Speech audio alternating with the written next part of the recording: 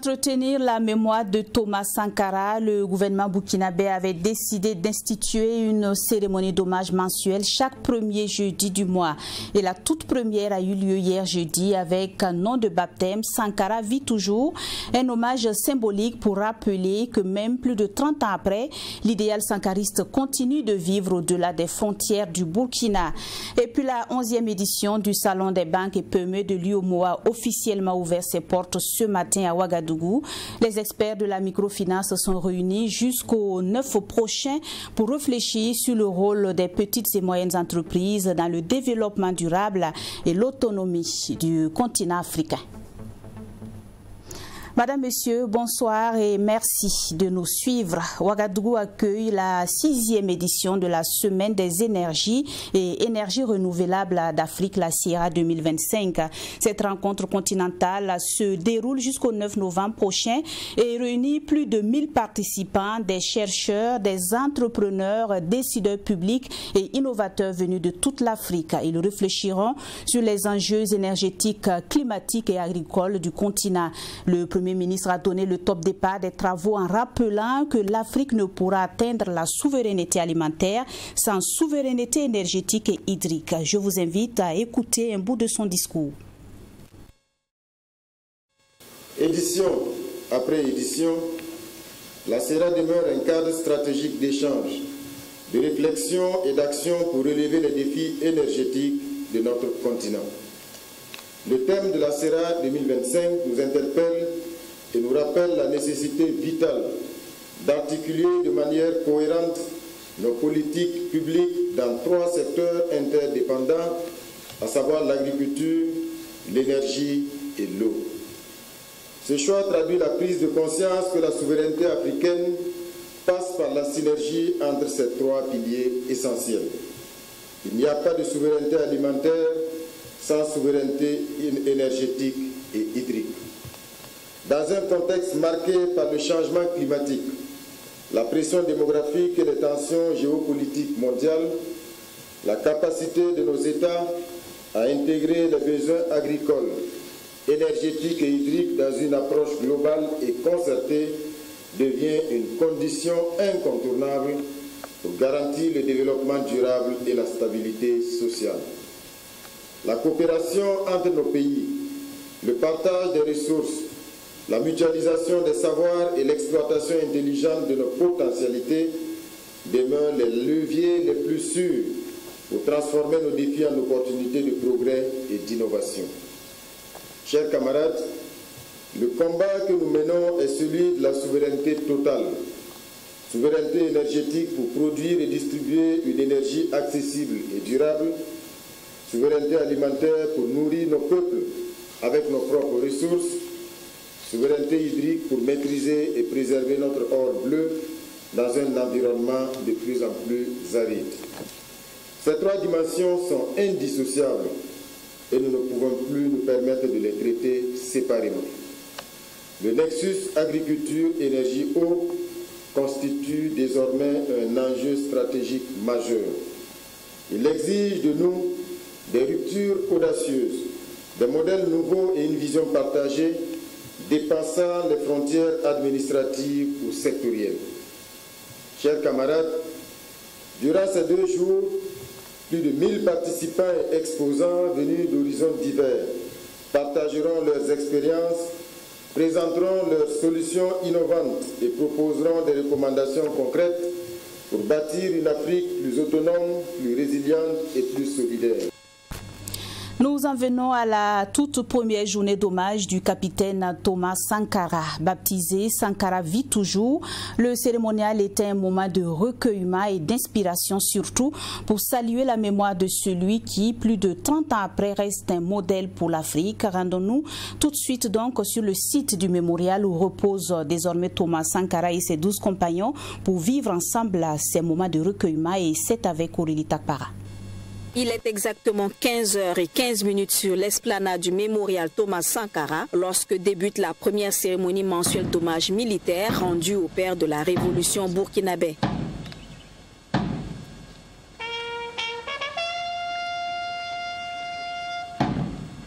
la garde rouge de la gendarmerie nationale, la cavalerie, l'escadron d'escorte et d'honneur, le personnel policier assurant la sécurité à l'Assemblée législative de transition sont les entités qui ont rendu les honneurs militaires lors de ce rassemblement. Cette cérémonie d'hommage instaurée par les autorités est un exercice de mémoire et de perpétuation des idéaux d'engagement et de combat pour un Burkina Faso digne, souverain et prospère, prôné par feu Thomas Sankara. Le sens de ce cérémonial mensuel, c'est de porter en permanence dans la mémoire des Burkinabés les idéaux de Thomas Sankara. Vous savez que Thomas Sankara a été cet homme d'État qui a beaucoup fait pour le Burkina Faso et dont la vision aujourd'hui inspire tous les peuples du monde entier. Il faut avoir la modestie pour reconnaître que Thomas Sankara aujourd'hui, ce n'est pas une personnalité, c'est une icône africaine, une icône mondiale.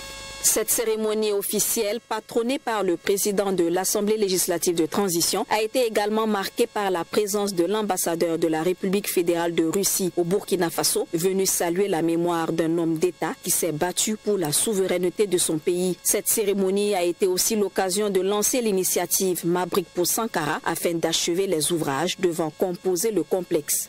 Vous savez que le mémorial Thomas Sankara, c'est un vaste projet de plusieurs centaines de milliards. Et donc, instruction nous a également été donnée de travailler à mobiliser la participation communautaire, la participation citoyenne, pour que nous puissions, par nous-mêmes et de par nos moyens, financer cette ambition et cet ambitieux programme. À moyen terme, en tout cas, ce site, donc le mémorial Thomas Sankara et ses 12 compagnons, sera un site mondial qui va drainer des centaines, sinon des millions de visiteurs. Et à ce propos, le ministre de la Communication Gilbert Ouedraogo a appelé tous les citoyens du Burkina et du monde à contribuer à cette initiative à travers les plateformes Faso Arzeka, Mobile Money et par des souscriptions directes sur le site du mémorial. Aussi, il a exhorté tous les patriotes à s'approprier ces journées mensuelles d'hommage militaire au feu camarade capitaine Thomas Sankara. Et dans le même élan, la 11e édition du Salon des banques et PME de l'UEMOA a officiellement ouvert ses portes ce vendredi dans la capitale burkinabé. Cette édition met l'accent sur le rôle des petites et moyennes entreprises dans le développement et l'autonomie du continent. La vision de ce salon est que le continent africain puisse lui-même financer son propre développement. Suivons la cérémonie de lancement avec Alexis Belmnaba. L'Afrique n'a pas besoin d'aumône, elle a besoin de confiance, elle n'a pas besoin de tutelle, elle a besoin de liberté, dicte le ministre de l'économie, Dr Aboubakar Nakanabo, à l'ouverture de cette 11e édition du Salon des banques et PME de l'UEMOA. Si la question du financement des PME demeure toujours préoccupante, les modèles doivent être révolutionnés pour répondre aux besoins des pays concernés.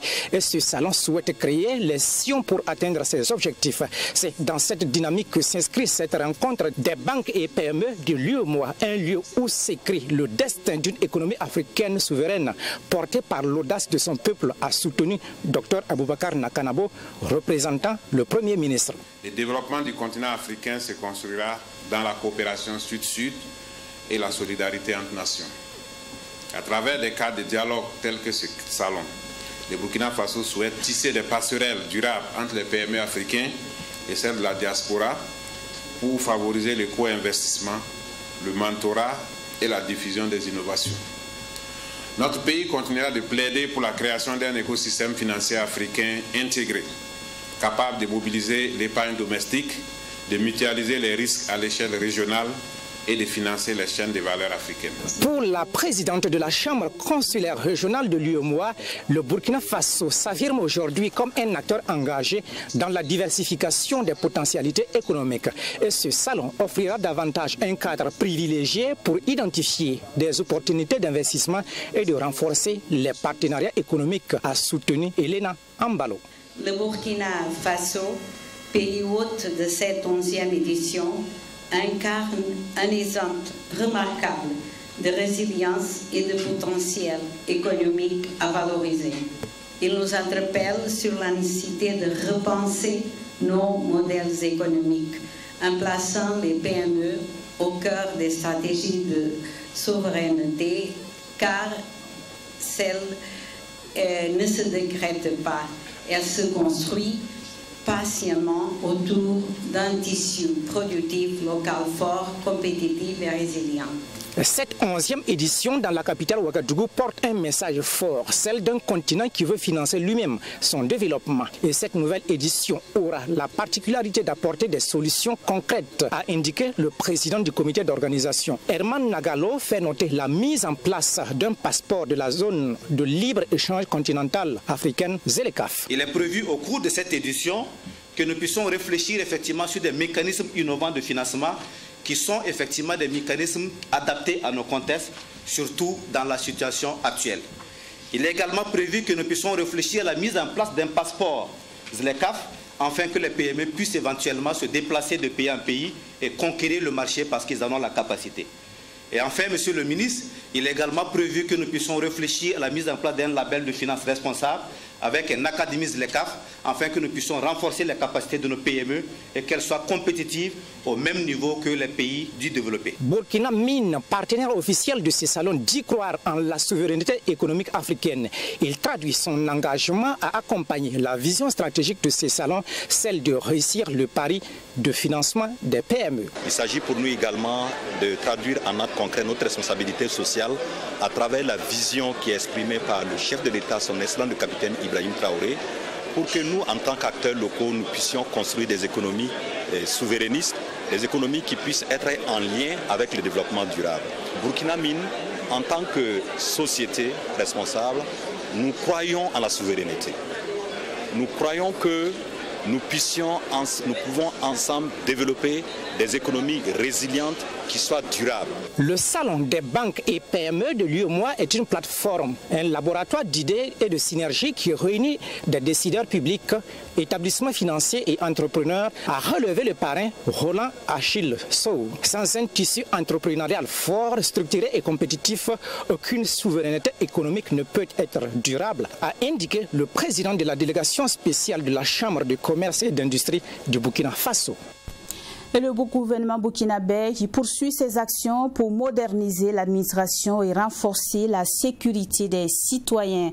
Lors du Conseil des ministres d'hier, il a annoncé l'institution d'une carte biométrique AES. L'institution de cette carte d'identité vise à doter notre pays d'un document d'identité fiable, sécurisé et conforme aux normes communautaires. Elle va surtout faciliter l'accès des citoyens aux services sociaux de base. Écoutons les explications du ministre de la Sécurité, Mahamadou Sana.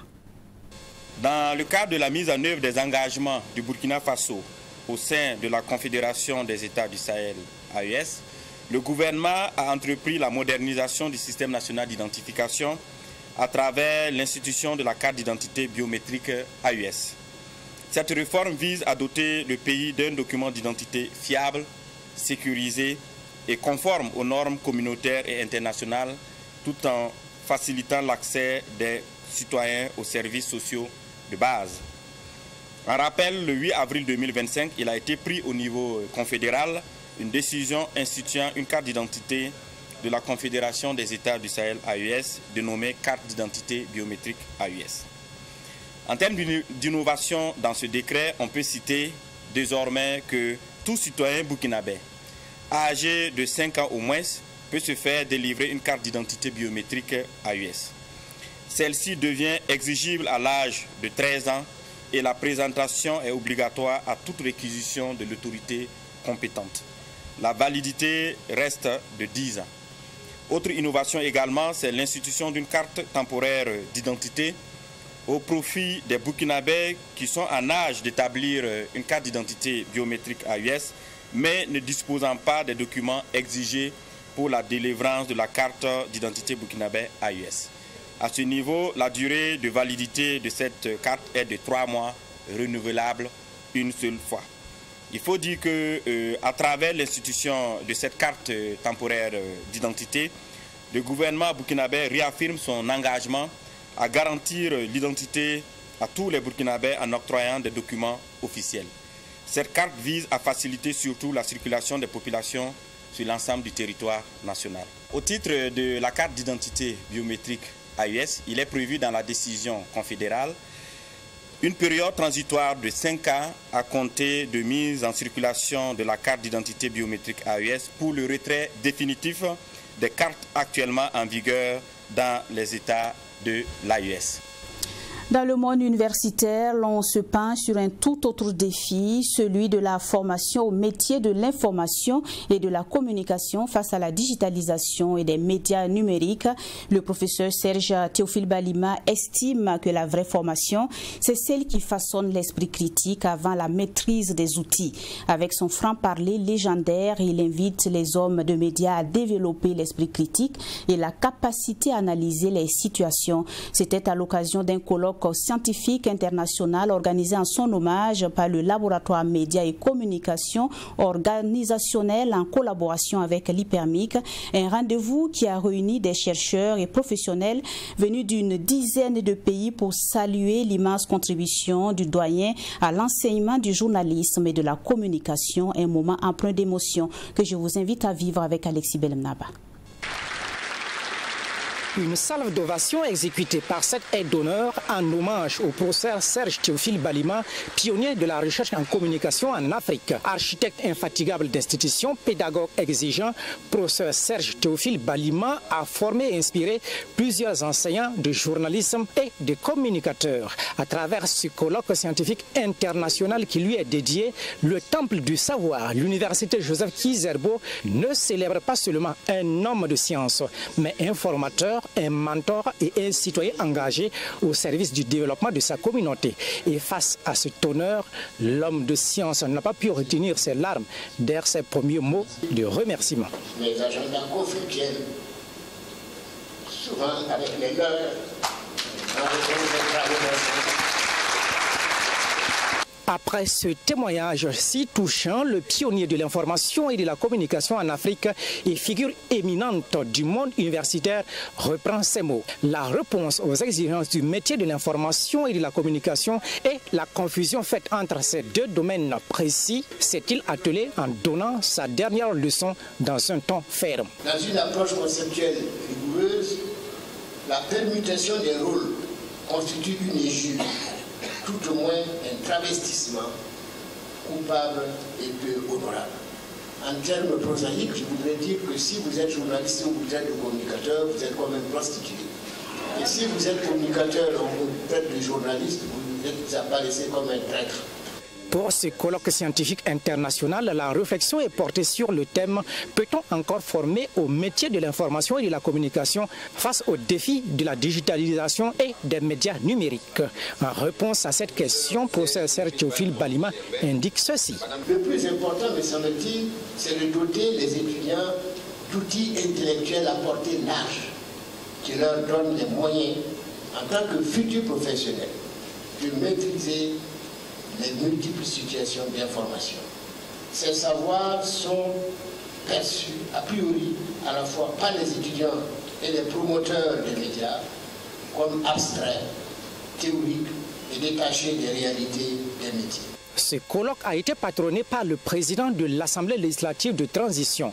En prenant la parole, Dr Ousmane Bougouma a salué la fécondité d'une œuvre intellectuelle et d'un engagement qui ont profondément marqué plusieurs générations d'enseignants, de journalistes et de communicateurs. Dans un monde bouleversé par la vitesse technologique, la prolifération des contenus et la porosité des frontières entre journalisme, communication et cyberespace, il interroge la capacité de nos systèmes éducatifs à maintenir le cap de la rigueur, de l'éthique et de la responsabilité sociale.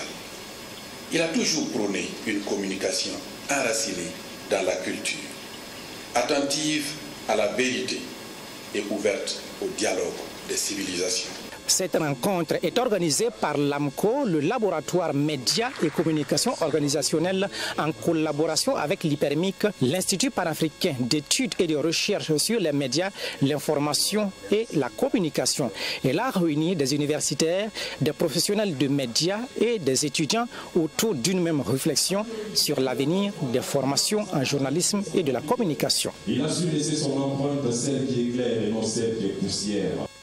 Et nous passons à cette initiative concrète en faveur de l'éducation au Burkina. La Citaraï, en partenariat avec Africa Global Logistique, offre 1450 codes d'accès à 12 établissements d'enseignement supérieur et structures de formation du Burkina. Un geste qui vient renforcer la politique de responsabilité sociétale de la Citaraï et son soutien à la formation des jeunes. Dorothée Bambara. Soutenir la formation académique et professionnelle des futures élites, c'est l'ambition nourrie par la Citaraï, la Société internationale de transport africain, PARAI, et l'AGL à travers l'octroi de 1450 codes d'accès à la plus grande bibliothèque numérique mondiale. Les bénéficiaires sont une douzaine d'établissements d'enseignement supérieur du Burkina Faso. Un geste symbolique mais combien précieux qui vise à faciliter l'accès des élèves et étudiants aux ressources documentaires via la plateforme YouScribe. Initiée depuis 2018, cette action qui se veut pérenne s'inscrit dans le cadre de la politique de responsabilité sociale de la Citaraï avec l'appui de son actionnaire Africa Global Logistique a laissé entendre son premier responsable.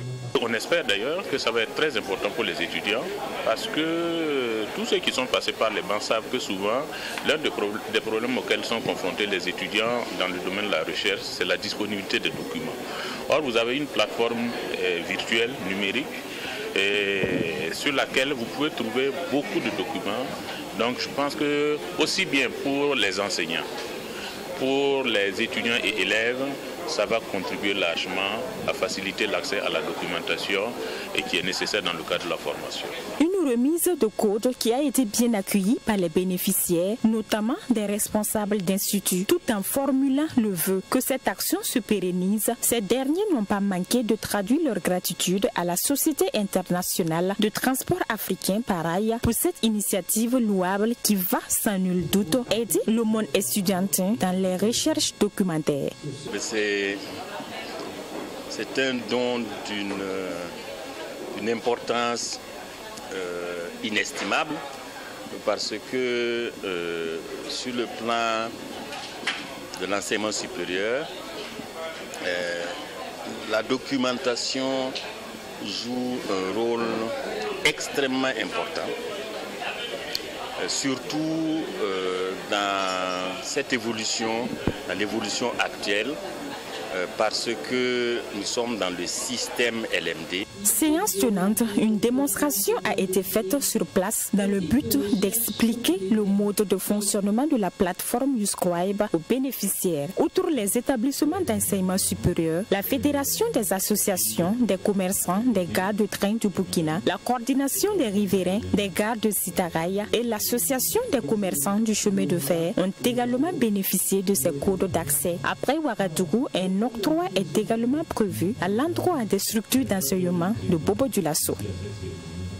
C'est la fin de cette édition. Merci d'avoir été des nôtres. Bonsoir.